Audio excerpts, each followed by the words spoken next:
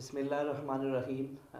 سامعین و حاضرین و ناظرین، آج ہم ایک بہت ہی ہر دل عزیز شخصیت کے ساتھ موجود ہیں۔ ان کے ساتھ ہمارا ایک وقت گزرا ہے اور صحافت کی دنیا میں بھی ایک نام ہے ان کا، اور اس کے علاوہ سیاسی طور پر یہ ایک بڑا ہی ایک اہم خاندان ہے، ان سے تعلق رکھتے ہیں۔ میری مراد ہے جناب احمد نواز خان جدون صاحب، جو کہ اس وقت قومی وطن پارٹی کے ڈپٹی سیکرٹری جنرل ہیں، اور اس کے علاوہ پی ڈی ایم جماعتوں کی جو تنظیم ہے اس وقت، اس کے بھی یہ ڈپٹی سیکرٹری جنرل ہیں۔ آئیے ان سے ان کے سیاسی کیریئر کے حوالے سے بات چیت کرتے ہیں، تو انشاءاللہ ناظرین آپ اس بات چیت کو سن کر محظوظ ہوں گے۔ جی السلام علیکم سر، کیسے ہیں آپ؟ ٹھیک ہے، خیریت سے؟ اچھا جی احمد نواز خان صاحب، آپ یہ بتائیے کہ آپ کا جو ایک سیاسی کیریئر ہے وہ کہاں سے شروع ہوا ہے، اور آپ کیسے جو ہے قومی وطن پارٹی میں آئے ہیں؟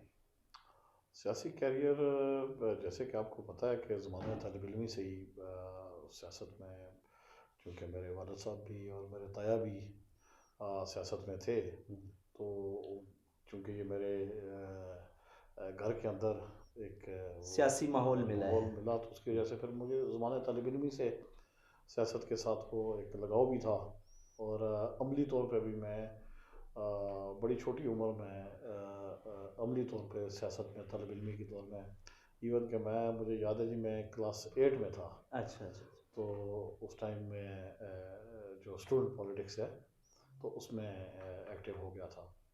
تو اس کے بعد پھر آہستہ آہستہ پھر ٹھیک۔ آپ کے جو تایا جان ہیں غالباً ولی محمد خان صاحب، ان کا تعلق جو ہے وہ ہزارہ قومی محاذ سے رہا ہے، اور آپ بھی اس میں شامل تھے۔ تو اس کے بعد مطلب یہ آپ کو کیسے خیال آیا کہ میں جو ہے وہ کسی ایسی پارٹی کو جوائن کروں کہ جو میری اپنی ایک پہچان کے طور پر ہے؟ دیکھیں، میں کالج کے زمانے میں ہزارہ یوتھ لیگ جو ہزارہ ہماری قومی ہزارہ محاذ قومی کی محاذ کی جو ذیلی یوتھ کی تنظیم تنظیم تھی، تھی، جی جی۔ اس کا میں مرکزی صدر تھا۔ اس کے بعد ہزارہ قومی محاذ کا میں مرکزی نائب صدر رہا۔ پھر ہزارہ عوامی اتحاد کے نام سے ایک جماعت میرے تایا ولی محمد خان جدون صاحب نے بنائی تھی۔ تو اس ٹائم پہ ضرورت تھی کہ ہزارے کی کاز کے لیے اور یہاں کی عوام کے حقوق کے لیے ایک ایسی جماعت بنائی جائے جو کہ تمام آزاد برادریوں سے برتر ہو کر اس خطے کی عوام کے لیے کچھ کر سکے، اس خطے کی عوام کی حقوق محرومیوں کا کا جو تحفظ کر، ازالہ ہے جی اس کے حقوق، لیے آواز بلند کر ٹھیک۔ سکے۔ تو یہ ہزارہ عوامی اتحاد کا جب قیام ہوا تو کچھ عرصے بعد مجھے اس کا مرکزی صدر چن دیا گیا۔ پھر ان کی وفات کے بعد مجھے ہزارہ عوامی اتحاد کا مرکزی پہلے شریک چیئرمین اور بعد میں چیئرمین بنا دیا گیا تھا جی۔ تو جو ہماری مرکزی کونسل تھی اس میں انہوں نے یہ فیصلہ کیا تھا۔ تو اس ٹائم پہ میں، چونکہ ایک کم عمری میں مجھ پہ ایک بھاری ذمہ داری میرے کندھوں پہ آ گئی تھی، تو میں نے بڑی کوشش کی کہ اپنی اس ذمہ داری کے ساتھ میں انصاف کروں، اور میں نے اس دور میں اپنی جو سی کے اراکین تھے، میری کوشش تھی کہ ان کو ساتھ لے کے چلوں، ان کی مشاورت کے ساتھ ہم، کیونکہ ہزارہ عوامی اتحاد کی جو تنظیمیں تھیں، آپ کو بھی پتہ ہے صحافت کی وجہ سے کہ ہمارے پورے پاکستان میں اس کی تنظیمیں موجود تھیں، جہاں جہاں ہزارے بال تھے وہاں ہزارہ عوامی اتحاد کی تنظیمیں موجود تھیں۔ تو میری کوشش تھی کہ ان سب کو لے کے ساتھ چلوں۔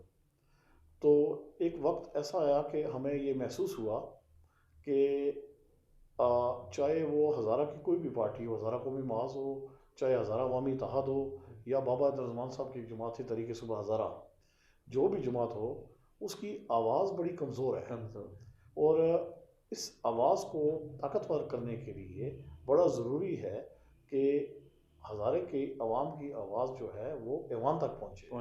صحیح۔ تو آفتاب احمد خان شیرپور صاحب کا ایک ایسا نام تھا کہ جس پہ ہم نے یہ دیکھا کہ ہزارے پہ جب بھی کوئی وقت آیا تو آفتاب شیرپور صاحب کو ہم نے یہاں پہ کھڑے ہوئے پایا۔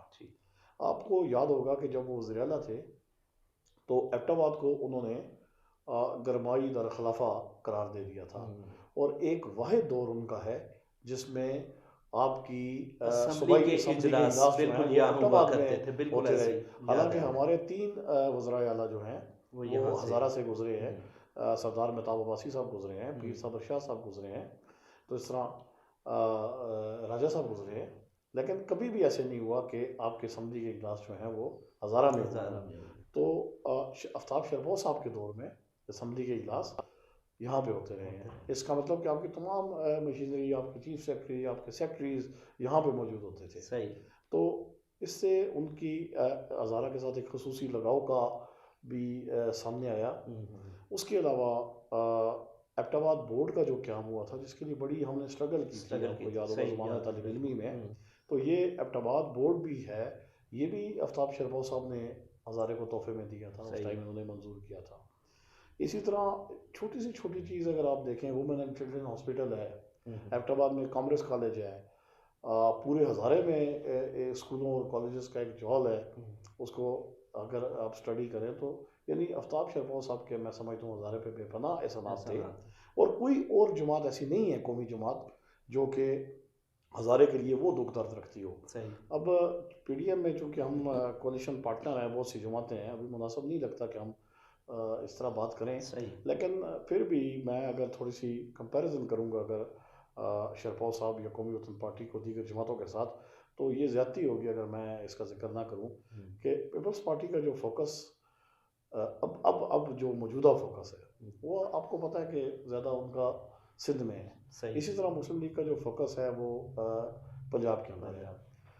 جے یو آئی کا ایک اپنا ایک محدود وہ ایک دائرہ ہے. تو ہم یہ سمجھتے ہیں کہ قومی لیڈروں میں اس ٹائم آفتاب احمد خان شربوت صاحب وہ واحد لیڈر ہیں جو کہ ہردل عزیز بھی ہیں، اور کسی قسم کا ان پہ کوئی ایلیگیشن بھی نہیں ہے، اور غیر متنازع شخصیت ہے. ایک زیرک قسم کے سیاستدان ہیں، اس میں کوئی شک نہیں. اس ٹائم پہ وہ ایک ایسے سیاستدان ہیں اور اگر میں یہ کہوں سے نکال سکتے ہیں، میں کہوں کہ جوڑ توڑ کے بادشاہ ہیں، تو یہ بھی میرے خیال میں ایک مناسب بات ہے. کیونکہ جس طرح مجھے یاد پڑتا ہے جب بھی سیاستدانوں کے اندر یا سیاسی جماعتوں میں کوئی مسائل کھڑے ہوتے تھے تو سندھ میں ایک شخصیت تھی جس کا نام تھا نوابزادہ نصر اللہ خان، اور وہ سب جماعتوں کو یعنی سمجھاتے اور اکٹھا لے کر چلنے کی کوشش کرتے تھے. تو یہاں پر یہ ہے کہ یہ جو خوبی ہے تھوڑی بہت میں نے جج کی ہے کہ آفتاب شربوت صاحب کے اندر موجود ہے.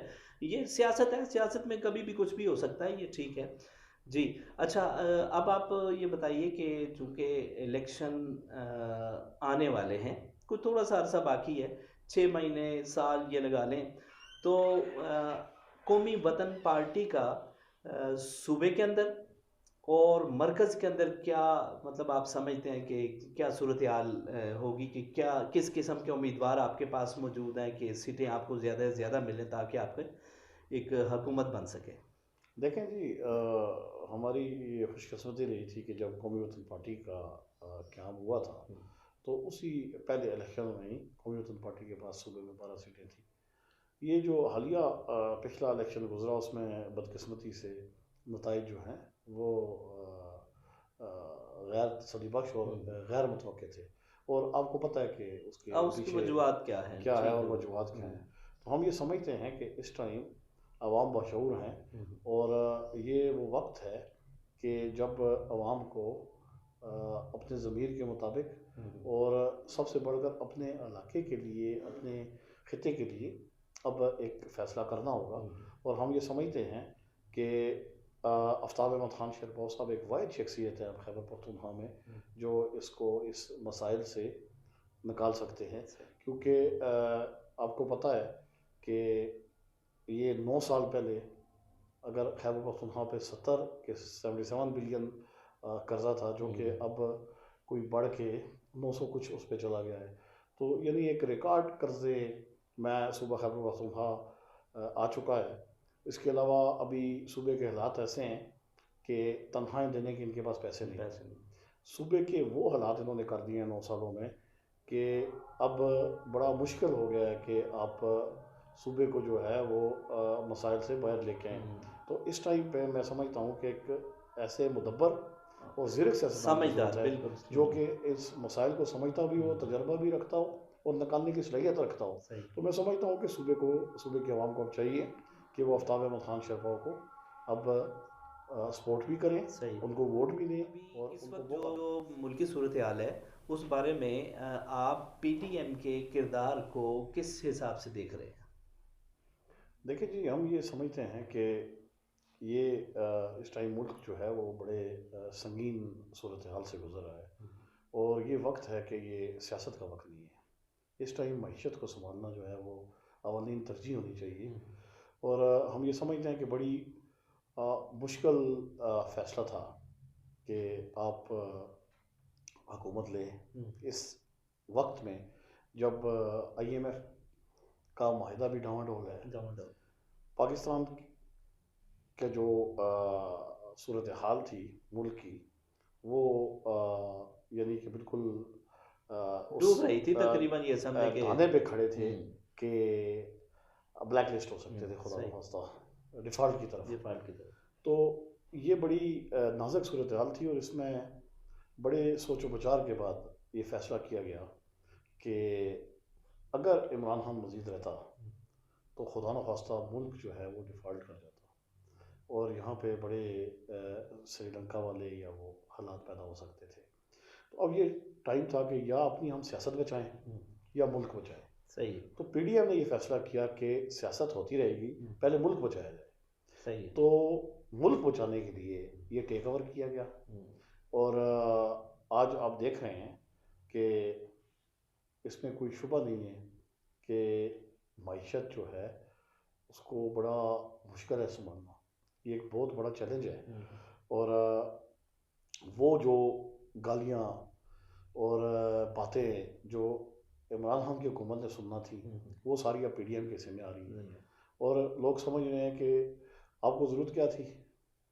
لوگوں کا ایک سوال ہے کہ آپ کو ضرورت کیا تھی کہ بھئی آپ یہ گالیاں سننے کے لیے آ گئے. تو میں نے آپ سے کہا کہ اس میں ابھی مقصد یہ تھا کہ آپ نے ملک بچانا ہے یا اپنی سیاست بچانی ہے. تو ہم نے اپنی سیاست کی قربانی دے کے لوگوں کی گالیاں سن کے لیکن ملک بچانے کا فیصلہ کیا ہے کہ اس معیشت کو سنبھالنا اس کے باس میں نہیں تھا.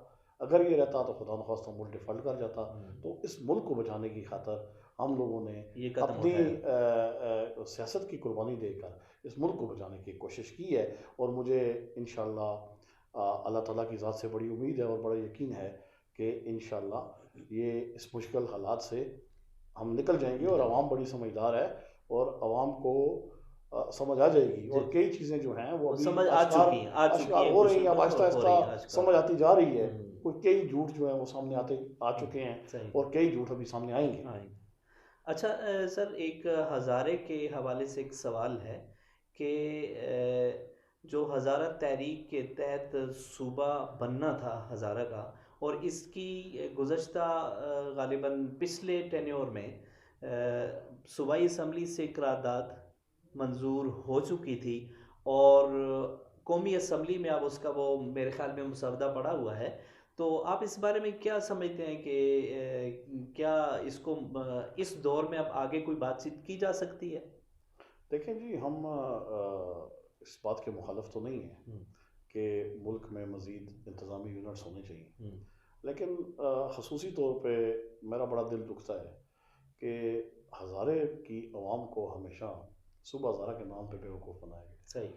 ہمارے جو اراکین اسمبلی ہیں جب یہ الیکشن نزدیک آتا ہے تو یہ کوئی نہ کوئی اسٹنٹ لے کے آ جاتے ہیں, اور 3-4 سال اسمبلی میں آرام سے گزار دیتے ہیں.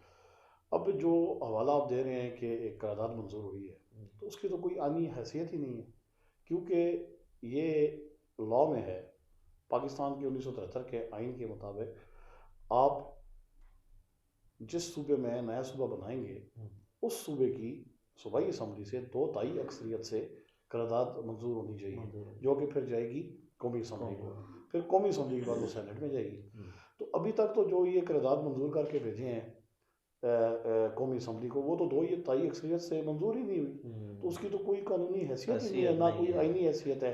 تو یہ تو عوام کو ایک بیوقوف بنا رہے ہیں, مطلب کہ کریڈٹ لینے کی کوشش کر رہے ہیں. یہ بہت سے اگر یہ سنجیدہ ہے، اگر یہ سنجیدہ ہے تو یہ آخری ٹائم ہے ان کے پاس. ابھی دیکھیں صوبہ خیبر پختونخوا میں 2 تائی اکثریت ہے پاکستان تحریک انصاف کے پاس، بالکل صحیح ہے. اور پاکستان تحریک انصاف کے جتنے اراکین قومی یا صوبائی اسمبلی کے ہیں ہزارے سے، یہ سب صوبہ زارہ کی سیاست کر رہے ہیں. صحیح تو یہ ان کے پاس ٹائم ہے، 2 تائی اکثریت ان کے پاس موجود ہے. ان سے آپ کہیں کہ آپ بھائی عوام سے یہاں پر لالی پاپ نہ دیں، عوام کے ساتھ آپ جھوٹ نہ بولیں، عوام کے ساتھ آپ یہاں پہ فراڈ نہ کریں، آپ جائیں اپنی صوبائی اسمبلی میں 2 تائی اکثریت سے اس کو منظور کریں، اس کو منظور کرائیں اور اس کو قومی اس میں پھینکیں، اور پھر آگے پی ڈی ایم کا مسئلہ ہے کہ وہ پہلے نہیں یہ کریں. یہاں سے پہلے منظور یہاں تو سے کریں کریں نا. نا، یہ تو یہاں پہ لوگوں کو جھوٹ بول رہے ہیں، یہ تو کریڈٹ اسکورنگ کی جنگ کر رہے ہیں. صحیح ہے صحیح ہے.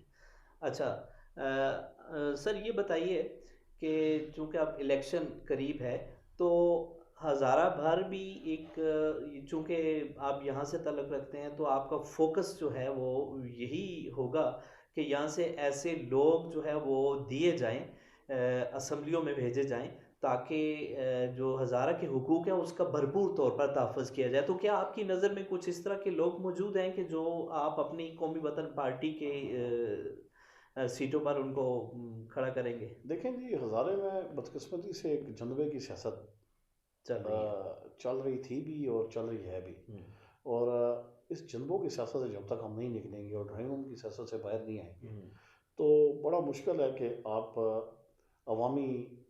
عوام میں سے عوامی نمائندے چن کے آگے بھیج سکیں. اور یہ بھی ہماری بدقسمتی رہی ہے کہ 70 سے لے کے ابھی تک آپ کو وہی چہرے کبھی نون میں، کبھی کاف میں، کبھی جیم میں، کبھی سین میں، کبھی شین میں نظر وہ ادھر مجھے ایک شعر یاد آ گیا کہ ادھر ڈوبے ادھر نکلے، ادھر ڈوبے ادھر نکلے والی بات ہو رہی ہے. بالکل ایسے ہی ہے. تو یعنی وہی چہرے چینج ہو کے کبھی اس پارٹی میں کبھی اس پارٹی میں، جو بھی جیتنے والی پارٹی ہوتی ہے اس کے اندر چھلانگ لگا دیتے ہیں. تو اب میں سمجھتا ہوں کہ جتنا شعور اب آ چکا ہے اور جتنا اب میڈیا نے یا سوشل میڈیا نے آگاہی دی ہے، تو اب میں سمجھتا ہوں کہ اب بس ہو جانی چاہیے. اب لوگوں کو سمجھ آ جانی چاہیے اور اب عوام میں سے عوامی نمائندے چنے جانے چاہیے. اور بے شمار لوگ ایسے موجود ہیں جو کہ عوام کے حقوق کا بھرپور طریقے سے جا کے دفاع بھی کر سکتے ہیں اور وہاں سے اپنی عوام کے حقوق کے لیے لڑائی بھی لڑ سکتے ہیں. چلیں سر، انشاءاللہ آپ کے ساتھ ہماری ملاقات رہے گی. تھینک یو ویری مچ آپ کے وقت کا. ناظرین اجازت دیجیے، اللہ حافظ.